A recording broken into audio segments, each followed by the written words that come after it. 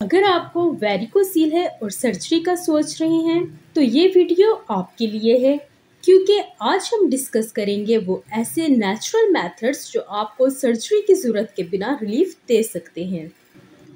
अस्सलाम वालेकुम नाज़रीन, आज हम बात करेंगे व्हाट इज़ वैरिकोसील। वैरिकोसील क्या है, इसके कॉजेज़ सिम्टम्स क्या हैं और विदाउट सर्जरी हम कैसे इसका हर्बल ट्रीटमेंट कर सकते हैं जिसका किसी भी किस्म का कोई साइड इफ़ेक्ट नहीं है। वेरिकोसील की वजह से कैसे आप एज़ोस्पर्मिया के पेशेंट भी बन जाते हैं, एज़ो वेरिकोसील के कितने ग्रेड्स हैं, इस सब के बारे में आपको इस वीडियो में बताया जाएगा। वेरिकोसील एक ऐसा मर्ज़ है जिसकी वजह से बहुत से मर्द मर्दाना बांझपन का शिकार हो जाते हैं और औलाद पैदा करने के काबिल नहीं रहते। नाज़रीन, जैसा कि आप जानते हैं कि मर्दों के अंदर 2 टेस्टिकल्स मौजूद होते हैं, एक दाएं जानिब होता है और दूसरा बाएं जानिब। ये टेस्टिकल्स एक थैली के अंदर मौजूद होते हैं जिसे हम स्कॉटम कहते हैं। वेरिकोसील से मुराद टेस्टिकल्स के गिर्द जो स्कॉटम के साथ वेन्स होती हैं उनका फूल जाना है। स्कॉटम से मुराद इंसानी जिस्म की वो थैली है जिसमें टेस्टिकल्स मौजूद होते हैं। ये मर्ज़ ज़्यादातर लेफ्ट टेस्टिकल की वेन्स में होता है। वेरिकोसील एक काफ़ी कॉम्प्लेक्स टर्म है। इंसान के रिप्रोडक्टिव सिस्टम में टेस्टिकल्स शामिल होते हैं। ये टेस्टिकल्स के गिर्द ढीली स्किन स्कॉटम में मौजूद होते हैं। इन टेस्टिकल्स में रिप्रोडक्टिव सेल्स यानी कि स्पर्म्स बनते हैं। इन्हीं टेस्टिकल में टेस्टोस्टेरोन भी पैदा होते हैं। ये टेस्टोस्टेरोन आपके मसल्स की ताकत और सेक्सुअल कुव्वत के लिए इस्तेमाल होते हैं। स्कॉटम इन टेस्टिकल्स को ठंडा रखते हैं जिससे स्पर्म्स प्रोडक्शन के लिए टेम्परेचर मौजूद रहता है। हर स्कॉटम टेस्टिकल्स के अंदर स्पर्मेटिक कॉर्ड के ज़रिए लटके होते हैं और स्पर्मेटिक कॉर्ड के अंदर काफ़ी वेन्स होती हैं। वो वेन्स जिनमें स्पर्म्स ट्रैवल करते हैं इसको वास डिफरेंस कहते हैं। जबकि एक वेन जिसका नाम टेस्टिकुलर आर्टरी है, ये खून को टेस्टिकल से वापस पंपनी कॉम्प्लेक्स से खून टेस्टिकल वेन्स में जाता है। वेन्स में 1 वॉल्व सेल होते हैं जो कि खून को वापस टेस्टिकल्स में जाने से रोकते हैं। जब टेस्टिकल्स वेन्स में मौजूद ये वॉल्व डैमेज हो जाते हैं या काम सही तरीके से अंजाम नहीं दे पाते, जिसकी वजह से खून वापस टेस्टिकल्स की तरफ जाना शुरू हो जाता है। क्योंकि बाएं तरफ की वेन्स दाएं तरफ की वेन की निस्बत ज़्यादा सीधी और लंबी होती हैं, खून की इस हरकत की वजह से पंपनी कॉम्प्लेक्स की वेन्स फूल जाती हैं, जिसकी वजह से टेस्टिकल्स का टेम्परेचर बढ़ जाता है। टेस्टिकल्स के लिए स्पर्म की प्रोडक्शन मुश्किल हो जाती है जो कि मर्दाना बांझपन का बाइस बनती हैं।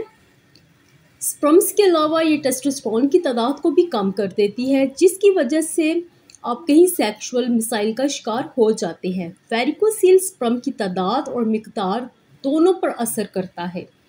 टेस्टिकल्स को एक ख़ास मकसद के तहत जिस्म से बाहर रखा गया है क्योंकि इंसानी जिस्म का दर्जे हरारत ज़्यादा होता है, जबकि इसके मुकाबले में टेस्टिकल्स का दर्जे हरारत बाकी जिस्म से 1 से 2 सेंटीग्रेड कम होता है। नाज़रीन, अब बात करते हैं वेरिकोसील के ग्रेड्स के बारे में कि वेरिकोसील के कितने ग्रेड्स होते हैं।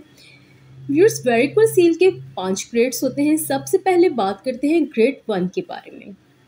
ग्रेड 1 वेरिकोसील में जोर लगाने पर टेस्टिकल्स में नसों के अंदर खून का दौरानिया रिवर्स नहीं होता। अगर लेटने या खड़े होने पर दोनों सूरतों में वेरिकोसील नज़र ना आए और ना ही मॉलिज को महसूस हो तो वो ग्रेड 1 वेरिकोसील है। इसी तरह ग्रेड 2 अगर लेटने पर वेरिकोसील महसूस नहीं होता और खड़े होने पर वेरिकोसील महसूस होता है तो वो ग्रेड 2 है। इसी तरह बात करते हैं ग्रेड 3 के बारे में। अगर लेटने और खड़े होने दोनों सूरतों में वेरिकोसील महसूस होता हो तो वो ग्रेड 3 है। अगर वेरिकोसील की वेन्स में सूजन है, अगर लेटने या खड़े होने पर दोनों सूरतों में वेरिकोसील्स की जो वेन्स हैं, अगर इनका डायामीटर 2 mm से ऊपर है और वेरिकोसील ग्रेड 3 या 4 है। अगर वेरिकोसील में जोर लगाने पर टेस्टिकल्स में नसों के अंदर खून का दौरानिया रिवर्स होता है तो यह हायर वेरिकोसील ग्रेड 3 या 4 में चला जाता है। ग्रेड 4 अगर लेटने और खड़े होने पर दूर से वेन्स नज़र आती हैं और हाथ लगाने पर महसूस होती हैं तो वो ग्रेड 4 है। अगर टेस्टिकल्स का साइज़ छोटा हो गया हो तो वो ग्रेड 5 इसको कहा जाएगा। ऐसी किसी भी सूरत में फ़ौरन अपने स्पर्म्स का टेस्ट करवाएं या फिर टेस्टोस्टेरोन लेवल चेक करवाएं। वेरिकोसिल का डायग्नोस टिपिकली फिजिकल एग्जामिनेशन और कुछ स्पेसिफिक टेस्ट के जरिए किया जाता है। अगर मॉलिज को फिजिकल एग्जामिनेशन के दौरान वेरिकोसिल का शक हो तो वो कुछ टेस्ट रेकमेंड करते हैं ताकि डायग्नोस कंफर्म हो सके। और वेरिकोसिल को डायग्नोस करने के लिए जो टेस्ट होते हैं उसमें सबसे पहले आता है फिजिकल एग्जामिनेशन, यानी कि आपके फिजिकल आपको चेक किया जाता है। सबसे पहले जो आपका मॉलिज होता है आपके टेस्टिकल्स को मैनुअली एग्जामिन करते हैं ताकि स्वेलिंग और इनलार्ज वेन्स को आइडेंटिफाई किया जा सके। ये एग्जामिनेशन अक्सर पेशेंट को खड़ा करके या लिटा के किया जा सकता है ताकि वेन्स की स्वेलिंग को असेस किया जाए, ताकि उसकी स्वेलिंग के बारे में पता लग जाए कि वेन्स की कितनी स्वेलिंग है। इसके अलावा जो जिसमें सेकंड ऑप्शन इसके बाद आता है वो उसमें अल्ट्रासाउंड पेशेंट को करवाने के लिए कहा जाता है और उसका नाम होता है डुपलर अल्ट्रासाउंड। इसको स्कॉटल अल्ट्रासाउंड भी कहा जाता है। इसका पर्पस ये होता है, ये टेस्ट वेरिकोसील की सिवेरिटी को डिटरमाइन करने के लिए किया जाता है। अल्ट्रासाउंड से मॉलिज को वेन्स के साइज और ब्लड फ्लो का एनालाइज मिलता है। इस टेस्ट में साउंड वेव्स का यूज़ करके इमेज बनाई जाती है जो वेन्स और ब्लड सर्कुलेशन को दिखाती है। वाई इट्स डन, ये टेस्ट कंफर्म करता है कि वेरिकोसील का साइज कितना बड़ा है और ब्लड फ्लो में कोई रुकावट है या नहीं। इसके अलावा जो तीसरा इसमें टेस्ट करवाया जाता है वो वेनोग्राफी है। ये एक स्पेशलाइज्ड टेस्ट है जिसमें कंट्रास्ट है इंजेक्ट किया जाता है और एक्सरे से वेन की डिटेल इमेज ली जाती है। वेनोग्राफी को रेयरली यूज़ किया जाता है जब अल्ट्रासाउंड रिजल्ट्स क्लियर नहीं होते या कॉम्प्लेक्स केसेस होते हैं। इसका यूज़ मेनली सिवियर केसेस में होता है जब वेरिकोसील का ट्रीटमेंट प्लानिंग ज़रूरी होता है। इसके अलावा सीमिनल फ्लूइड एनालाइज करवाने को कहा जाता है। अगर वेरिकोसील का फर्टिलिटी पे इफ़ेक्ट हो सकता है तो आपका मॉलिज सीमेन एनालिसिस भी करवा सकता है। इस टेस्ट से स्पर्म काउंट और मोर्टेलिटी चेक की जाती है जो वेरिकोसील के इफ़ेक्ट को डिटरमाइन करने में मदद करता है। इसको करवाने का मकसद ये होता है कि इससे आपको पता लग जाता है कि वेरिकोसील के साथ आपके फर्टिलिटी के ऊपर ये कितना इफ़ेक्ट कर रहा है। आपके बांझपन का शिकार तो नहीं हो रहे, या आपकी स्पर्म प्रोडक्शन बहुत ज़्यादा लो तो नहीं होगी, या आप एजोस्पर्मिया के पेशेंट तो नहीं बन के। इस वजह से ये सारे टेस्ट आपको करने को कहा जाता है। लेकिन जो सबसे ज़्यादा मोस्टली इसमें करवाने के लिए पेशेंट को कहा जाता है जिससे आपको फ़ौरन पता लग जाता है कि आपको वेरिकोसील है या नहीं है, आपका कौन सा ग्रेड जा रहा है, तो वो इसके लिए मोस्ट कॉमन यूज़ हो रही है टेस्ट, उसमें डॉपलर अल्ट्रासाउंड टेस्ट करवाया जाता है। इससे आप फ़ौरन आपको आइडेंटिफाई हो जाता है कि आपको वेरिकोसील है या नहीं, अगर है तो उसका कौन सा ग्रेड इस टाइम है। व्यूअर्स, वेरिकोसील की मुख्तलिफ इलामात हैं, इसकी सिम्टम्स होती हैं कुछ। टेस्टिकल्स में दर्द का होना, टेस्टिकल्स में चुभन का होना, टेस्टिकल्स की थैली के नज़दीक सोजन, स्कार्टम के अंदर वेन्स का फूल जाना, टेस्टिकल्स का उसका सिकुड़ जाना। इस बीमारियों खुशियों के ऊपर एक उभार सा मालूम होता है जो नीचे से खुला हुआ और ऊपर से तंग और ग्रोहदार होता है। मरीज डिप्रेशन में चला जाता है। नाज़रीन, आप वेरिकोसील के असबाब के बारे में बात करते हैं। 15 से 30 साल के दरमियान मर्दों को वेरिकोसील होने के इम्कान ज़्यादा होते हैं।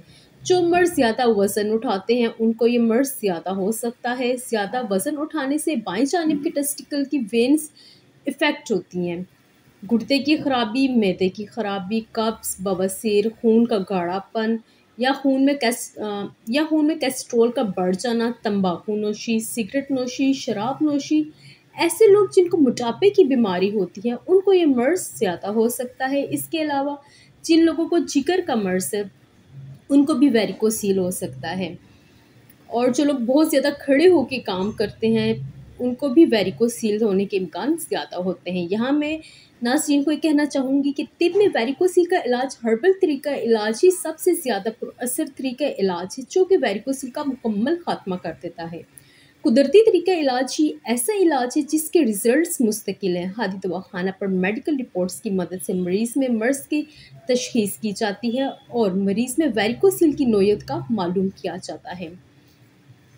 हादी दवाखाना पर बग़ैर ऑपरेशन वेरिकोसील का 100% कामयाब इलाज किया जाता है।